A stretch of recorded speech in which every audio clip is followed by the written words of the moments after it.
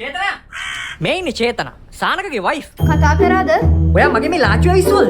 මම පිස්සුදානේ. මගේ කොණ්ඩේ යනවා කියලා දන්නවද? ඒකට මම මොනවද ගාන්නේ කියලා දන්නවද? හැමදාම උදේට 0.5ක් මම එක දිගට ගෑව දවස් 29ක්. අද ගන්න හොයද බඩු නෑ. මං ඔයාගේ ලාච්චු අවසන් නෑ අනේ. එතකොට මොකද්ද මේකට උනේ? බහිරවෙක් ගත්ත කියලාද කියන්නේ? ඔයාගේ ඔය ලාච්චු මම මාස ගානකින් ඇල්ලවත් බල්ලා නෑ. හැබැයි පොඩි එකා නම් ඊ මේ පැත්තේ කැරකුණා. මොනව? හිච්ච? ඒ මෙහෙර.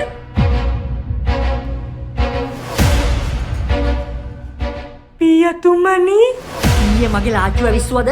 පුරුතල්. කියලා තියෙනව නේද මගේ බඩු අදින්න එපා කියලා? මේ ලාච්චු තිබිලා මොනවා හරි ගත්තද? මොනවා හරි ගත්තද? හිච්චට මම කොහොමද කියලා තියන්නේ?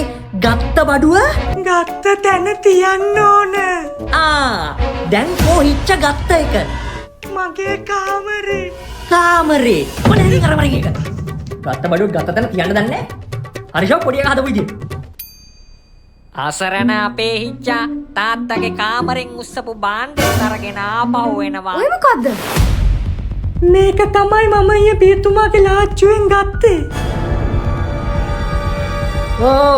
සිනි බොටල් එකනේ වේද ගත්තේ? පුරුකල්. සුරුපී කාන්තා රූපයකද? මේ මොනවද මේ?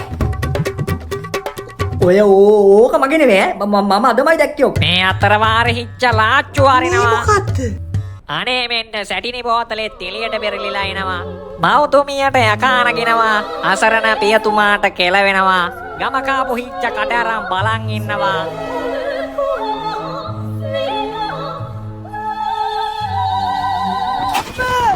මව්තුමියගේ අයෝමය පහරට කෙස් ගස් 3ක් ගැලවිලා ගියා පියතුමනි.